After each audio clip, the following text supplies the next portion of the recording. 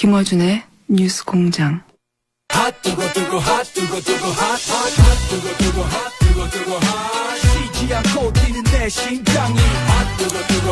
요즘 바른정당이 핫합니다. 하태경 최고위원 나오셨습니다. 예, 안녕하세요. 하태경입니다. 요즘 마음이 좀 착잡합니다. 계속. 추우십니까? 핫해 좀 하기 싫습니다. 콜드한 상태.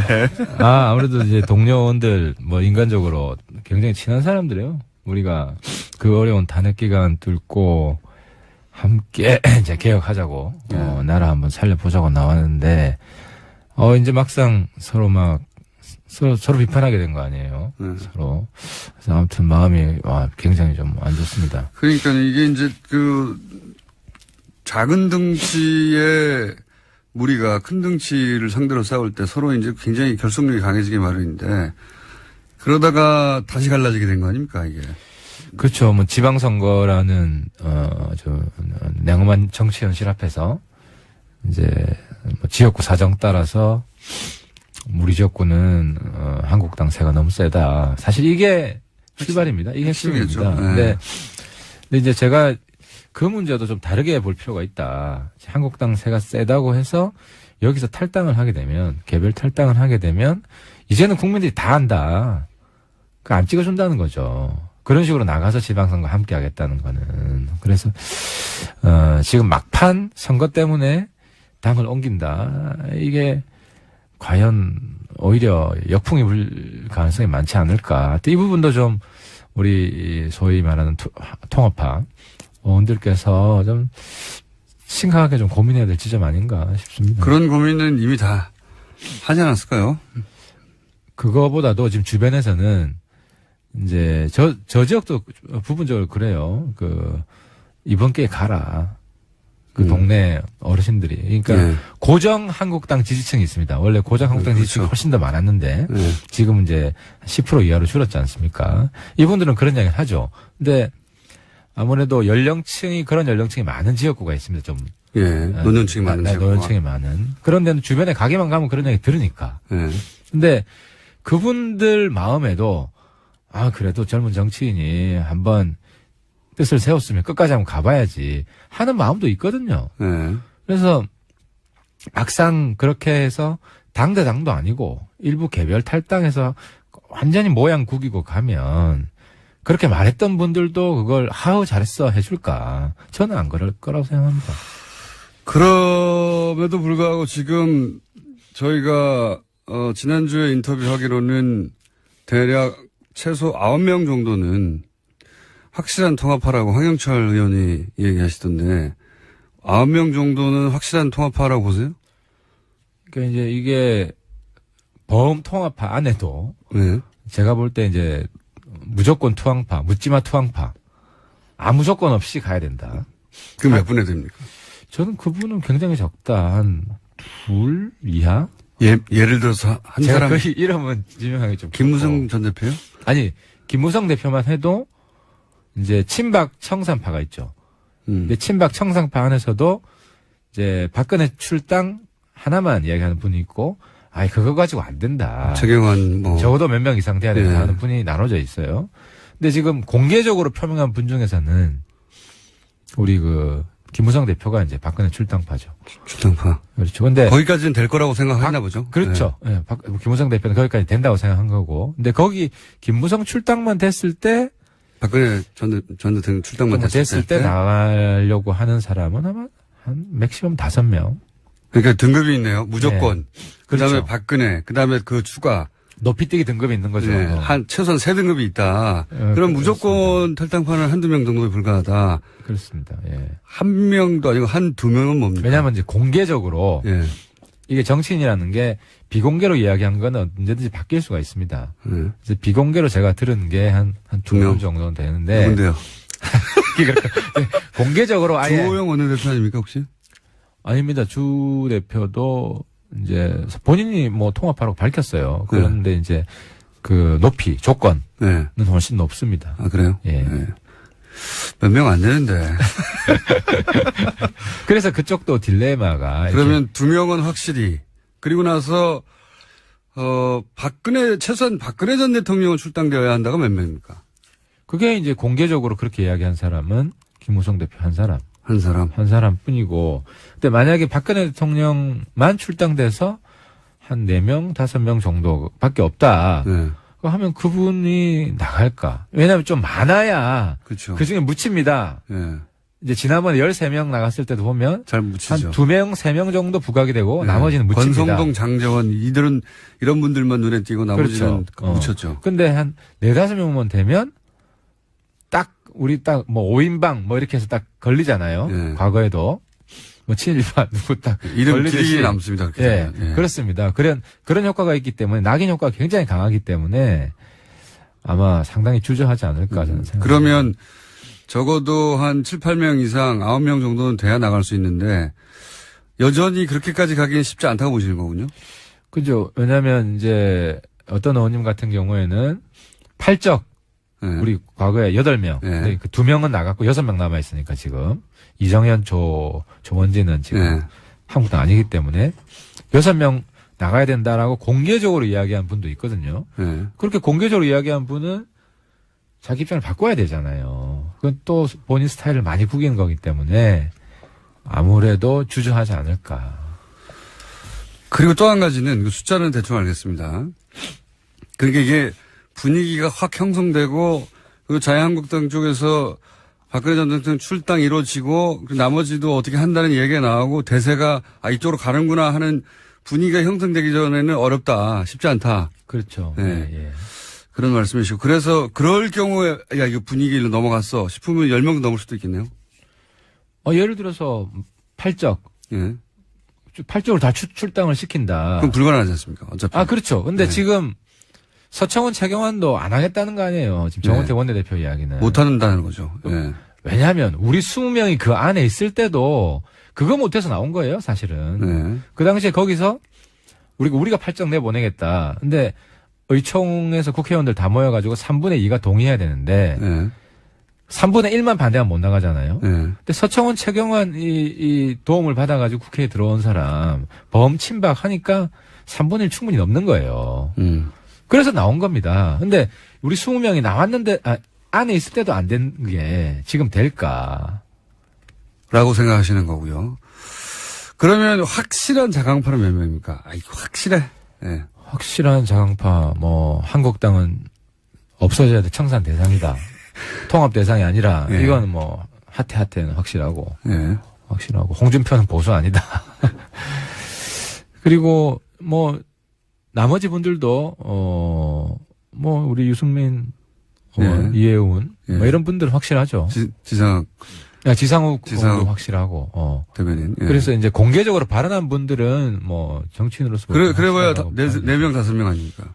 그리고 나머지 분들도 박인숙 의원님도 공개적으로 여러 번 말씀하셨고 김세현 의원님도 그러신 그러면 한 7, 8명 잘 잡아서 그렇죠. 7, 8명 확실하죠. 예. 그리고 아까 이야기한 이제 한 중간지대에 있는 분들이 있는데 예. 이제 그분들은 박근혜 출당만으로 가기가 어렵죠. 그러면 최소 4, 5명, 최대 한 10여 명 이렇게 생각할 수도 있겠네요. 10여 명까지는 너무 많고요. 어렵다. 제가 볼 때는 지난번에 화영철 의원께서 이야기했던 맥시멈 9명. 맥시멈 9명. 예. 언제입니까? 결행의 시기는 보시기에. 원래 이제 김무성 대표가 26일까지 결단하겠다. 왜냐하면 26일부터 우리 전당대회에 등록을 합니다. 26일, 27일 근데 양일. 국감기간이잖아요, 그때는. 그렇죠. 그래서 원래는 김무성 대표가 국감기간에도 나갈 수 있다는 식으로 이야기를 하셔가지고. 욕 많이 먹을 것 같은데, 그때는. 그렇죠. 그래서 근데 김무성 대표 말씀 좀 잘 바뀌잖아요.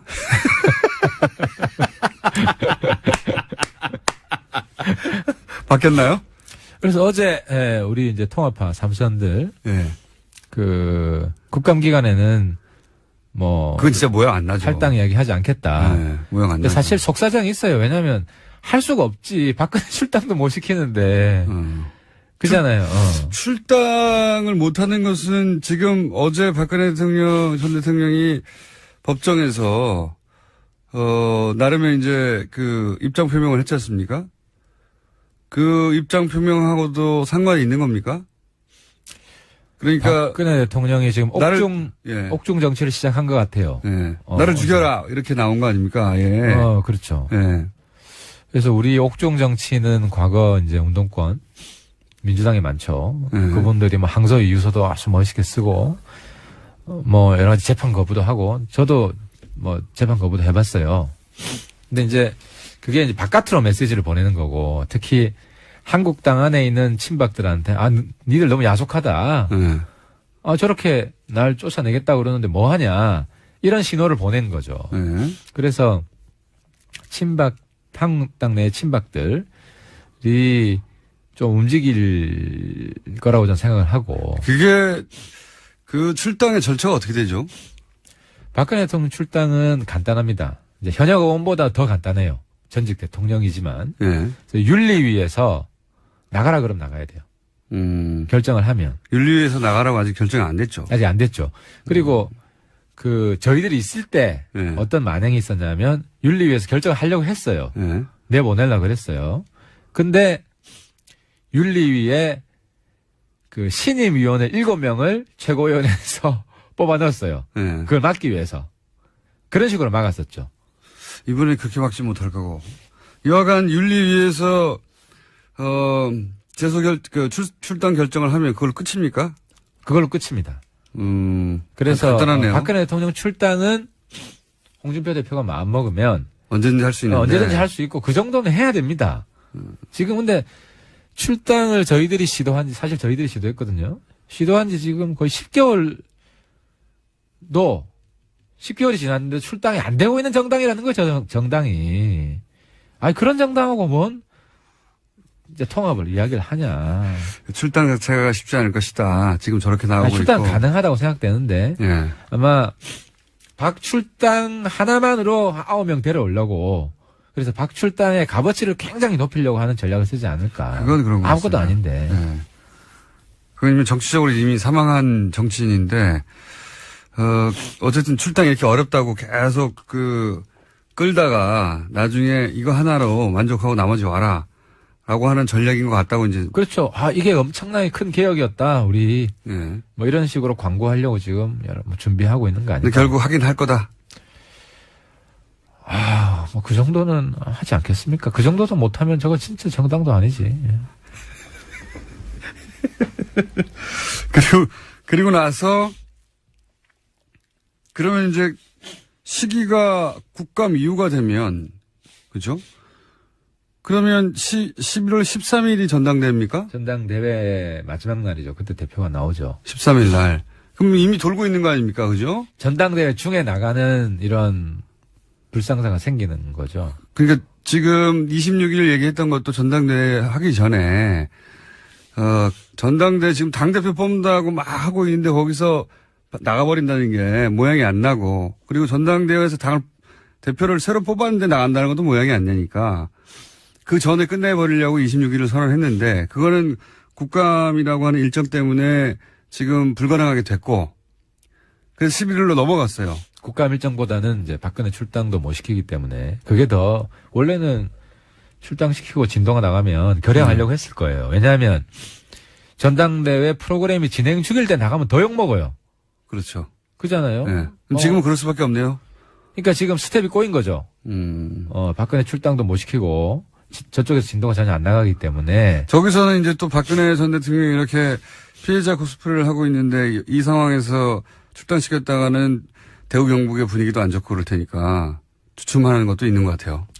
조원진당이 커질 수 있다고 생각하겠죠. 조원진당이 커질 수도 있다. 또 그런 변수도 있군요. 아하. 이게 쉽지는 않네요. 그죠? 집단 탈당이. 그렇습니다. 이제 애초부터 최소한 나올 때, 우리가 그때 이제 친박 팔적 청산하면은 하겠다 그랬어요. 그때 바른정당 초기에. 지금은 상황에 맞게서는 그것도 안 된다고 생각을 하지만, 저 개인은. 뭐, 당내 의원들 지지를 받으려면 그 정도는 뭐 해야지. 사실은 김무성 전 대표가 탈당할 때, 가장 강하게 지금의 자유한국당을 비판하고 나왔어요. 그때 당사고 뭐고 다 돈도 다 군사정권 시절에 했던 거 아니냐. 그 자유한국당 쪽에서는 절대 나오지 않았던 얘기죠. 수십 년간. 그 얘기까지 하고 강하게 얘기하고 나왔는데 다시 돌아간다는 거니까 명분은 별로 중요한 게 아닌 것 같아요. 실제로는. 김무성 대표. 아니, 김무성 대표 입장에서 명분이 중요하죠. 왜냐하면 김무성 대표 논리는 네. 지금 문재인으로 나라 망친다. 아니, 그런 명분이 앞에 내세워져 있긴 하나 그렇죠. 실제로는 그 명분은 별로 중요한 게 뭐든 갖다 붙일 수 있을 겁니다. 근데 돌아가야 그 지점이 이해가 안 되는 거예요. 김무성 대표가 자기는 마지막이다. 네. 마지막이다. 그러면 좀 모양 나게 이렇게 가는 걸 본인이 하지 않으면 제가 그래서 낙동강 오리알 된다. 이런 식으로 가면은 박근혜 출당 하나만 가지고 가면은 그래서 저는 김무성 대표가 좀 총기가 빠졌다. 지금은 너무 전략 짜는 것도 엉성하고 또 본인이 내뱉은 26일까지 뭐 하겠다는 것도 당장 본인 스텝이 꼬인 거 아닙니까? 그래서 김무성 대표가 좀 나서기는 상당히 지금 어려운 상황이 된 게 아닌가 이렇게 봅니다.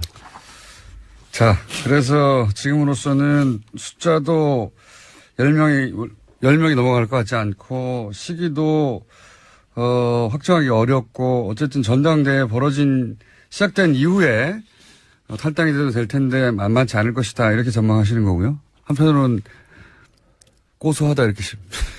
아니 그거보다 이제 저희는 이제 전화위복의 계기로 좀 삼아야 되겠다. 그리고 다시도 주저앉을 수도 있을까요? 이 많은 사람들이 9명이나 되는 사람들이 안 가고 네. 그렇게 설득을 해봐야죠. 여전히 가능성이 있다고 보십니까? 저도 좀 넓은 마음으로 네. 다시 한번 해보자. 유승민 전 대표는 이제 나가면 당선될 가능성이 대단히 높지 않습니까? 당대표로. 당대표 그렇죠. 네. 그렇죠. 네. 의원님보다는 훨씬 높지 않습니까? 본인 유승민 전 대표가 이 시국에서 내놓고 있는 자 이렇게 될 테니까 탈당하지 마라. 뭐 있습니까? 메시지나 전략이나 아니면 뭐 작전이나 아니면. 그건 솔직히 없어요. 딱 하나밖에 없어요. 니들만 힘든 거 아니다. 우리도 힘들다. 아니 유승민 선배 지역구가 대구잖아요. 그렇죠. TK 중심입니다. 다른 데보다 덜 힘들지 않아요. 제 지역구도 그래요. 제 지역구도 부산에서는 상당히 보수세가 강한 데고. 근데 한번 보수 운명을 바꿔보자. 이런 결심 우리가 하지 않았냐. 그리고 물론 지방선거 나름대로 우리가 또 전략을 짤 거예요. 우리도 그냥 보고 질 수는 없기 때문에 그렇게 좀 만들어 보자. 그럼 선거 연대 전략 아닙니까? 이제 그렇게 되면은 어쨌든 활로가 있다. 근데 지금처럼 한국당 간다고 그러면 당선되냐 그 지역은. 이건 어떻습니까? 지금 방금 국민의당 얘기를 할 타이밍인 것 같은데 그렇게 탈당하고 빠지고 나면 그게 뭐 9명이든 10명이든 뭐 7명이든 간에 빠지고 나면 뭐 10명대로 줄어들고 그러면 이제 지위가 확 바뀌지 않습니까? 국회 내에서. 교섭단체가 아니니까. 그래서 국민의당과 어떻게 교섭단체를 공동으로 구성하거나 뭐 이런, 그게 국회법상 어떻게 되는지 모르겠는데 하여튼 그런 여러 가지 국민의당과 연대하는 모양새를 생각하는 의원들이 계시잖아요. 국민의당에도. 그 모양도 빠지는 거죠. 사실 그러니까 서로 죽는 거예요. 네. 그러니까 제가 뭐 지난번에도 이야기했지만 2단계 연대 전략이 있다. 그래서 1단계 신뢰 구축을 하고 정책 연대를 하고 그게 진도가 좀 나가면 선거 연대 해야 된다. 그래서 이제 단일화죠. 그리고 단일화하는 목적이나 이런 걸 국민들한테 설명을 하고. 근데 지금 이런 식으로 돼버리면 동등한 파트너가 아니다. 그렇죠. 이런 국민의당 입장에서의 뭐 일종의 흡수하려고 하는 국민의당 입장에서는 그런 마인드를 가질 것이고, 그죠? 그런 흐름이 내부에서 강화될 수 있죠. 물론 뭐 그렇더라도 이제 우리가 뭐 정의당보다는 좀 크기 때문에 네. 뭐 다른 면은 있지만 확실히 교섭단체로 있을 때 우리가 대등하게 요구할 수 있는 것들이 아무래도 좀 약고가 중나해야 되나? 그러니까 서로 지금 망하는 길이다. 국민의당하고도 이렇게 약혼은 뭡니까? 우리 기가 죽는다는 거지. 예. 지금 상황이 급하다 보니까 저렴한 단어가 막 튀어나오고 있습니다. 국민의당하고도 그렇게 쉽지가 않을 것이다 이렇게 생각하시는 거예요? 국민의당하고 연대는 해야 됩니다. 안철수 소위 개와 국민의당의 자강파가 연결고리가 생길 것이다. 이런 전망이 있잖아요. 지금도 연대를 하고 있고. 예. 지금 무슨 포럼 정도 하는 것이고. 통합 포럼에서 예. 총 24분이 거기서 매주 모여가지고. 예. 거기는 이제 인사하는 거고요, 그냥. 그래도 정책적인 뭐 합의해서 공동 정책도 밥 먹는 거고요, 그냥. 발표를 하고. 지금 그러고 실제로. 실제로는 저기서 우리 같이 연대하자는 강력한 사인이 오죠. 왜냐하면 거기서도 지방선거 후보 못 내는 곳이 부지기수예요. 예. 호남 말고는 제대로 된 후보를 낼 수가 없어요. 예. 근데 우리는 그러면서 보완제가 되는 거죠. 예. 호남에는 우리가 후보를 잘 못 내도 다른 지역에는 어쨌든 후보 낼 여력이 된단 말이죠. 해당 지역 국회의원이 다 있잖아요. 최소한 한 명은. 그래서 지방선거는 서로 연대로 보완이 하고. 된다. 보완이 된다. 충분히 서로가 필요하다. 때문에 문제는 국민들이 볼 때 저게 선거 이기기 위한 공학적인 연대다. 이게 아니라 우리나라 정치를 발전시키기 위해서 개혁을 하기 위해서 저 두 집단은 반드시 힘을 합쳐야 된다. 이런 명분을 쌓아가는 게 지금 중요한데. 필요한 시기예요. 근데 지금 뭐 그런 명분 쌓을 틈이 없잖아요. 지금 우리 내부에서 이런 소란으로. 원래 국감 전략 얘기하려고 했는데 뭐 국감도 잘 안 되고 지금 국감 전략이 딴 게 없어요. 우리는 출석 제대로 하는 게 국감 전략입니다. 출석 때 도장 찍는 게. 그러니까 바깥에서 무슨 일이 생기면 그거 뛰어가야 되잖아. 당내 문제로. 그래서 어제도 한국당 비판을 했죠. 모양은. 한국당 국감 거부하지 마라. 우리는 정말 하고 싶다. 근데 못하는 수도 생기는데 하고 싶은데. 자, 지금 보통 이제 하태경 의원이 나오면 초반에는 꺼지라는 문자가 다수를 이뤘고, 최근에는 점점 이제 편칭도 생기다가 오늘은 이런 문자가 많네요. 안 됐다. 코 그만 먹고 울지 마라. 오늘 코까지 막히네. 지금 우는 건 아니고요. 우는 건 아닌데 아무튼 오늘 컨디션이 참 안 좋습니다. 구스여라 하태경 어쩌다 그렇게 된다. 이런 문자가 많네요. 근데 정말 이번에 통합파 삼선 의원들 갔잖아요. 저는 인간적으로 참 친해요. 네. 김영태 의원, 김영원, 황영철 의원도 그렇고 네. 참 친한 분들인데 어제도 지금 만나가지고 서로 노선이 다르니까 어떻게 하겠습니까? 정치는 뭐 그럴 그렇죠. 사적인 없는. 존재가 아니라 네. 술자리에서는 정말 인간적으로 대할 텐데 공적인 회의에서는 서로 또 비난해야 되잖아요. 반론할 수밖에. 어제 그랬어요. 네.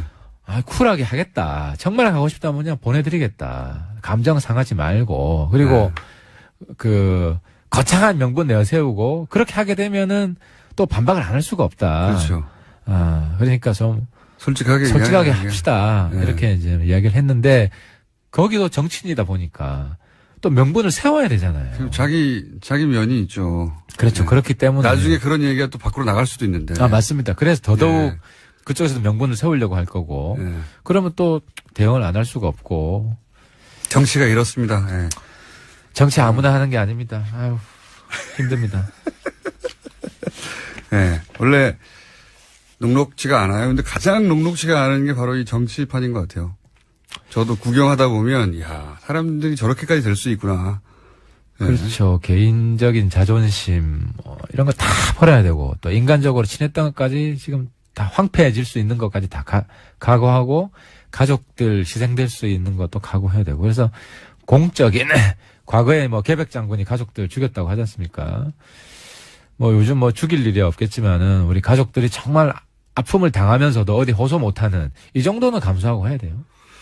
그건 기본인 것 같은데, 그건 어느 정당에 있으나. 근데 이제 이렇게 보수 정당에서 떨어져 나와서 새로운 당을 만들어 보겠다고 했는데 1년이 안 돼가지고 지금 이 사단이 나는 거잖아요. 한 5년 정도 있다가 그랬으면 또 모르겠어요. 1년이 안 돼서 이 사단이 났는데. 그러니까 떨어질 각오하면 못할 게 없다. 저는 동료 의원님들한테 다들 젊은 분이에요. 그냥 떨어졌다 생각하고 그냥 가자. 이런 이야기를 지금 호소드리고 있습니다. 이번 주는 하태경 의원님의 코가 화두였습니다. 문자에서는. 자, 진솔한 얘기였습니다. 아주 오늘은 전략이나 이런 얘기가 아니라 힘들다. 친한 사람들인데 어렵지 않겠는가 탈당이 생각만큼 쉽지 않을 것이다. 희망 사항입니다. 본인의 바람도 거기 네, 섞여 있는 맞습니다. 거죠. 주관적인 사항도 들어 있습니다. 여기까지 하겠습니다. 바른정당의 하태경 최고위원이었습니다. 감사합니다. 예, 감사합니다.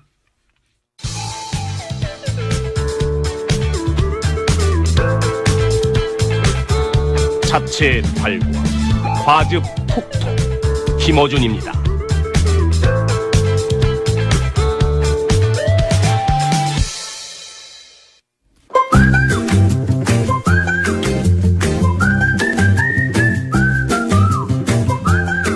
정태인 소장님 나오셨습니다. 안녕하십니까? 네, 안녕하세요. 칼 플라니 사회운동연구소. 요즘 다시 또 가입자가 약간씩 늘어나고 있습니까? 모르겠어요. 지난주에는 저희가 국제학회를 했기 때문에 네. 뭐 통계를 확인하고 이럴 겨를이 없었습니다. 국제학회도 해요? 그럼요. 네, 9개국에서 한 100명의 학자가 참여. 진짜요? 예, 예. 진짜 연구소 많네. 아, 진짜? 구멍가게 취급하고 있어요. 9개 나라에서 100명의 학자들이요? 예, 세계적인 학자들도 많이 왔습니다. 그러면 지금 우리 나라에서 문제가 되고 있는 소득주도 성장론을 만든 사람들이 왔어요. 슈토카모라든가 뭐 이런 어나란이라든가. 그거를 소장님의 초청으로 다 온 거예요? 그럼요. 그 사람들 소장님을 알아요? 그럼요. 김어진 총수 저 어떻게 보는 거예요, 지금? 소장님 훌륭하신 세계적인 소장님이시구나. 아니 근데 그분들을 다 초청할 비용이 됩니까? 이 연구소로? 현재? 예. 뭐 일부는 학회라고 하는 게 우리나라에서 학회 교수들을 초청하면 너무 돈을 많이 줘 버릇해서 그렇지 다른 나라는 네. 국제학회 할 때 돈 안 받고 가요. 그래도 비행기 표는 그거는 서너 명만 키노트 스피치 하는 사람만 주는 거지. 나머지는 자비로 온 거예요? 예, 자비로 오고 보통 대학교에서 이런 국제학회는 대줘요. 대학에서 그러니까 교수들은 대줘요. 그러니까 독립 연구자들은 굉장히 힘들죠. 특히 뭐 캐나다 이 정도면 300만 원 되거든요. 대학 교수에 있는 분들은 여기 초청 받았으니까 학교에 지원을 받아서 오고. 예. 그 중에서 이제 주제 발표하는 분들은 이제 비용으로 초대하고. 주제 발표도 공짜로 하고요. 네. 저기 키노트 스피치라고 우리가 특별히 불러서 이렇게 얘기를 해달라고 맨 하는 앞에 사람들, 나서서. 예, 그런 분들만 돈 되기 때문에 이야. 학회 자체는 그렇게 돈이 많이 들지는 않습니다. 세계 9개국에서 100여 명의 학자가 와가지고 소장님이 주관하는 국제학회에서 소득주도 성장에 관한 이야기를 그런 거 나눴습니다. 했죠. 예. 하루 종일 했죠. 그거. 그럴듯합니다. 그러니까 어떡하죠? 어떻게 봤다니까 제가 예. 학회를 하고 나니까 많은 분들이 기대 이상으로 잘했다고 칭찬을 해요. 그 기대 수준이 낮았다는 얘기잖아요. 굉장히 낮았다는 얘기죠. 뉴스 공장에 나와서 그냥 뉴스 해설 정도 하는 분으로 이제 사람들이 뉴스 공장에서 뉴스 해설하는 굉장히 높은 거예요. 그렇긴 합니다. 예. 저희 국내 탑 클래스하고만. 예, 국내 경제학자 중 유명한 사람 나와서 해보라 그래봐요. 잘 못해요. 맞습니다. 자, 여기까지만 하죠. 자, 그러면 오늘은 소득주도 성장과 관련된 얘기입니까, 혹시? 네. 소득주도 성장에 대해서. 지난주에 국제학회까지 해버렸기 때문에, 예. 일단 뭐, 우리 작가님이 써준 거는 미성년자 불로소득 얘기를 했는데, 5살짜리. 불로소득? 예, 이게 건강보험에 보면은 지역 가입이 있고 직장이 있잖아요. 네. 근데 직장에 낸 사람들 보니까 미성년자들이 한, 6,244명이 있는데. 직장 가입자가 미성년자가 어떻게 되죠? 그러니까 직장에 들어갔거나 직장의 대표라는 거죠. 그러니까 그 중에 236명은 기업 대표로 돼 있다는 거예요. 직장 대표로. 미성년자가요? 예, 그래서 평균으로는 그들이 한 4천만 원 연봉을 받는데 5살짜리 하나는 뭐 4억 정도를 연봉으로 받는. 5살짜리 하나는. 근데 그 사업이라고 그럼요. 기업이라고 하는 것이 90%는 다 임대업이었다는 거죠. 그러니까 부모로부터 건물이나 땅을 상속을 받아서 증여를 받아서 거기 대표로 있으면서 임대소득을 받는 이런 기업가가 된 거죠. 4살인데. 5살인데. 5살. 1살짜리도 있습니다. 1살짜리도 있습니다. 그러니까 이게 가능합니까? 자체는 불법이 아니죠. 이 자체는 상속 증여세를 냈다면 물론 조사해봐야 되겠지만 네. 상속 증여세 제대로 냈다면 불법은 아닌데 만일에 이게 주식회사라면 이거는 이 주주의 권리를 빼앗은 거잖아요. 주주가 엄마 아빠일 수도 있죠. 배임이죠. 그죠? 근데 이게 이제 가족회사일 테니까 그런 일은 벌어지지 않는데 사실 5살짜리가 무슨 일을 했고 월급을 받은 건 정당하지 않다고 할 수가 있는 거고 또 하나는 불법도 있을 수 있는 게 이 친구가 쓴 경비 이런 것들 처리해서 돈을 이제 빼돌릴 수 있으니까 자체는 뭐 너무 많으니까 조그만 것들이 그렇지만 불법 이 소지는 뭐 충분히 있는 거죠. 근데 문제는 이건 빙산의 일각이잖아요. 불로소득이 빙산의 일각인데 우리나라 전체 우리나라 자산이 순자산이 한 1경 900조쯤 됩니다. 뭐 감이 안 오시죠? 네, 일경이요. 예, 그리고 그 중에 토지가 7,000조 정도 돼요. 토지만 7,000조 정도. 예, 그 중에 100분의 1이 매년 상속이 된다고 한다면, 그럼 70조 이상, 100분의 1이면 70조 이상 이렇게 상속이 될 거 아니에요? 근데 그거에 대한 세금이 너무 적게 지금 이제, 되고 있는 거죠. 잡히고 있다. 예. 그 세금이 거의 뭐 상속 증여세를 합쳐서 5조밖에 안 돼요. 빠져나가는 게 너무 많다. 예, 사실은 증여세율은 상속 증여세율은 35%거든요. 네. 근데 그거를 실제로 받는 거는 5.4조 정도밖에 안 되기 때문에 빠져나가는 물론 이제 제외 대상이 있지만 그런 상속 증여세가 굉장히 얕고 실제로는 굉장히 적게 부과된다는 얘기고요. 그러니까 이런 굉장히 7,000조고 여기다 부동산을 합치면 뭐 8,000조 이렇게 될 텐데 여기서 얻는 이익이 소득이 너무 많은 거예요. 그러니까 근로소득이 일해서 받는 노동소득에 비해서 불로소득 즉 자산소득이 너무 크면 불평등이 굉장히 심화되죠.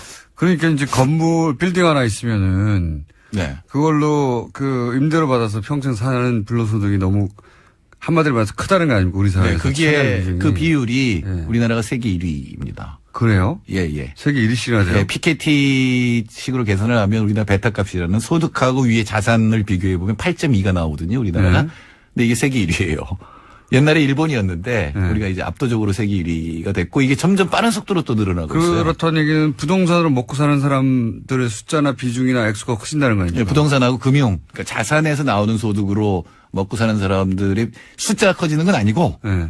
그 적은 숫자가 더 많이 가지게 되는 거죠. 그렇군요. 그러니까 우리나라 상위 10%가 우리나라 땅의 66%를 갖고 있어요. 상위 10%가 66%. 예. 하위 50%가 0.7% 갖고 있어요. 그러니까 이 여기서 격차가 커지면 아무리 내가 열심히 일해도 자산을 가질 가능성이 없잖아요. 그러니까요. 이게 바로 금수저가 되는 거고 바로 이 부분을 시정하자 경제 정책으로 시정하자는 게 소득주도 성장. 이유도 그거 어떻게 그 시정이 될 수 있을까요? 일단은 임금이 올라가야 되고요. 네. 이게 이제 기본이고. 최저임금 올리고 뭐 이런 건데 네. 지금 우리나라 소득주도 성장 정책 내에는 없지만 그리고 세계적으로도 이론상 없었는데 네. 사실은 이 종부세라든가 이런 것들이 굉장히 중요한 역할을 하게 돼야 되는 거죠. 그러니까 제가 좀 전에 토지가 7,000조라고 그랬는데 뭐 건물까지 합치면 거의 8,000조 될 텐데 1년에 종부세가 1.3조밖에 안 돼요. 그러면 기본 이 방향에서 해법을 찾아보자면 부동산 보유세가 사실은 크게 높아져야 되는 수밖에 없는 거 아닙니까? 그렇죠. 기본적으로는. 그러니까 13년 전 제가 비서관일 때 2017년에 1%가 되게 만들어놨었거든요. 네. 근데 지금은 뭐 이렇게 따지면 안 됩니다만 7,000조에 1.3조면은 뭐 0.02% 정도밖에 안 되는 거기 때문에 종부세가 이 정부 내에서 다시 나올까요? 이름은 다시- 바뀔 수도 있지만. 해야죠. 하지 않으면 이쪽에서 얻는 소득이 너무 크니까 사실 아이들의 지금 자기 소원이 임대업자 아니에요. 이런 나라 망하죠, 당연히. 그러니까 조선시대 된 거 아니에요. 지주가 되기를 원하는데 양반이 아니니까 이게 못 되는 거고 사실 마찬가지잖아요. 지금 흑수저로 태어난 아이들이 건물을 사서 지주가 될 가능성은 제로잖아요. 제로에 수렴하죠. 네, 제로죠. 사실 제로죠. 로또를 맞는 분들도 있으니까 제로에 수렴한다고 봐야죠. 아하, 이 이야기가 결국 그러면은 세금 문제하고도 바로 연결이 되고 이 세계적인 학자들이 와서 소득주도 성장론에 대해서는 뭐라고 합니까? 사실 국가적으로 소득주도 성장을 하나의 정책 방향성으로 천명한 국가가 별로 없잖아요. 우리나라밖에 없나요? 아예? 그러니까 뭐 그 내용을 한 나라는 많지만 네. 아예 이 이론을 가지고 기조로 삼은 나라는 우리나라가 최초예요. 그죠. 네, 저도 그래서 이 그렇게 알고 학자들도 대단히 관심이 많고 저한테 그거 자꾸 물어봐요. 어떻게 될 거 같냐. 어떻게 네. 될 것 같냐 보다 아무리 봐도 너네 학자들이나 이런 사람들은 이거 잘 모르는 것 같은데 어떻게 나라의 정책 기조가 됐느냐. 네. 그래서 제가 이렇게 대답했죠. 촛불의 힘이다. 프레임이다. 웬만한 건 다 촛불로다. 아니, 제일 중요한 거는 소득주도 성장에 대해서 여러 가지 오해가 있는데 이 학자들이 와서 그 우리나라에서 일어난 오해를 알아요. 또 이분들이 가서 KDI에 가서 강연도 했거든요. 그리고 질문도 받았기 때문에 어떤 오해가 있는지 아는데 소득주도 성장이라서 단순히 임금만 올리자는 건 아닙니다. 임금 내의 격차도 크잖아요. 네. 그러니까 경영자들의 임금하고 최하위 경영 이것도 줄여야 되고 정규직 비정규직. 네. 그다음에 기업 내의 격차도 크잖아요. 예, 예. 그러니까 중소기업과 대기업. 그러니까 공정경제라든가 이런 것들이 전부 소득주도 성장 정책하고 결합이 돼야지 되는 거지. 그냥 임금만 올려도 된다는 뜻이 아니거든요. 원래 네. 정책 틀이. 그래서 그 부분들을 해명하는데 굉장히 많은 시간을 보냈습니다. 그거 한번 들어보고 싶네요. 소장님 말고 세계적인 학자들로부터. 예, 그 파일은 저희 홈페이지에 들어오시면 그 발표문 파일들이 다 있으니까, 물론 영어로 돼 있습니다만. 네. 일본도 사실은 소득주도 성장 얘기가 몇 년 전에 이미 나왔잖아요. 아베노믹스의 내용도 예. 소득주도 성장의 내용이 들어있어요. 왜냐하면 네. 아베가 기업들 찾아가서 임금 올리라고 막 이렇게 압력을 네네, 가하고 그랬죠. 있잖아요. 이거는 사실은 소득주도 성장 내용이 있었거든요. 네. 근데 그래서 그게 성과가 어떻습니까? 실패라고 운인 교수라고 교토대학교에서 온 교수가 네. 왜 실패는- 실패했어요, 일본에서는? 그러니까 수출주도 성장에서 소득주도 성장, 내수주도 성장으로 전환을 시켜야 되는 거잖아요. 네. 그러려면 이제 운인 교수 얘기는 세 가지가 변해야 되는데 환율 네. 문제가 있는 거고, 그다음에 정규직과 비정규직처럼 임금 차이가 있는 게 있는 거고, 그다음에 내수 기업들의 생산성 향상 이런 게 있어야 되는데 이제 환율 경쟁하면 안 된다는 거죠. 그러니까 우리나라 원화를 일부러 가치를 떨어뜨려서 수출 늘리려고 네. 하면 안 되는 거고, 그 경쟁에 들어가서도 안 된다는 거고요. 이건 뭐 지역에서 아시아 지역 전체가 이제 뭔가 계약을 맺고 협약을 해야 되는 문제니까 이건 제쳐놓는다면 나머지 두 가지는 사실 노동 문제거든요. 사실 정규직하고 비정규직, 네. 대기업과 중소기업 임금 격차가 줄어들지 않으면 네. 내수주도 성장이라는 게 불가능하다라는 거거든요. 라고 진단을 했는데 네, 실제로 근데- 일본에서 그게 이루어지지 않았다. 예, 그리고 우리나라도 이게 점점 벌어지고 있거든요. 그건 정부 정책만으로 쉽지 않을 것 같은데요. 그렇죠. 이거는 사실은 노동자들이 해야 되는 겁니다.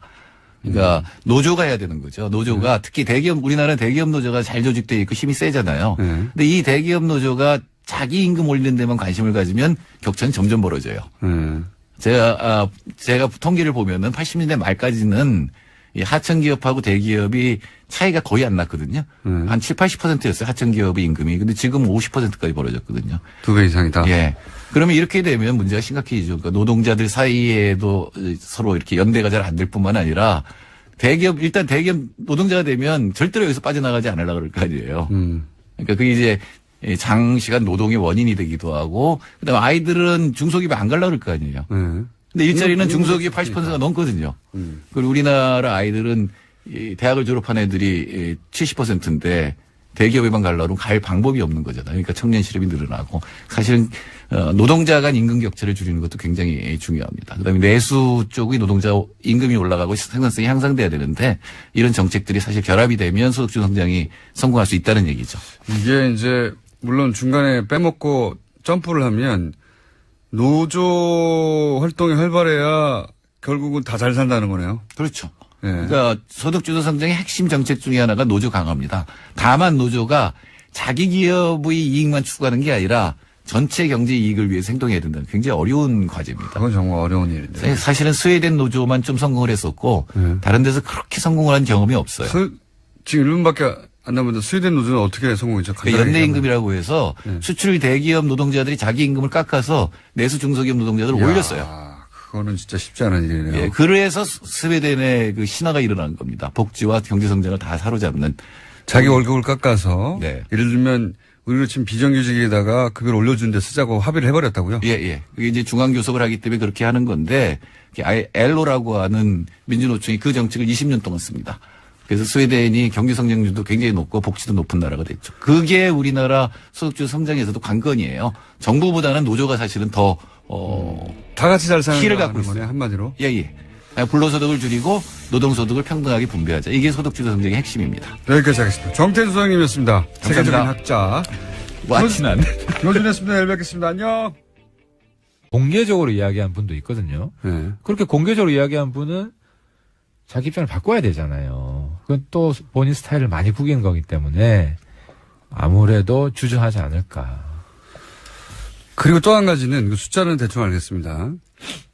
그러니까 이게 분위기가 확 형성되고 그 자유한국당 쪽에서 박근혜 전 대통령 출당 이루어지고 나머지도 어떻게 한다는 얘기가 나오고 대세가 이쪽으로 가는구나 하는 분위기가 형성되기 전에는 어렵다. 쉽지 않다. 그렇죠. 네. 예. 그런 말씀이시고 그래서 그럴 경우에 야 이거 분위기를 넘어갔어 싶으면 10명도 넘을 수도 있겠네요. 예를 들어서 팔적. 예. 팔적으로 다 출당을 시킨다. 그럼 불가능하지 않습니까? 어차피. 그렇죠. 근데 네. 지금 서청원 최경환도 안 하겠다는 거 아니에요. 지금 정원태 원내대표 이야기는. 못한다는 거죠. 예. 왜냐하면 우리 20명이 그 안에 있을 때도 그거 못해서 나온 거예요, 사실은. 네. 그 당시에 거기서 우리가 팔적 내보내겠다. 근데 의총에서 국회의원들 다 모여가지고 3분의 2가 동의해야 되는데 네. 3분의 1만 반대하면 못 나가잖아요. 네. 근데 서청원, 최경환 이 도움을 받아가지고 국회에 들어온 사람 범침박 하니까 3분의 1 충분히 넘는 거예요. 그래서 나온 겁니다. 근데 우리 20명이 나왔는데 안에 있을 때도 안 된 게 지금 될까? 라고 생각하시는 거고요. 그러면 확실한 자강파는 몇 명입니까? 아, 이거 확실해. 네. 확실한 자강. 김어준의 뉴스 공장.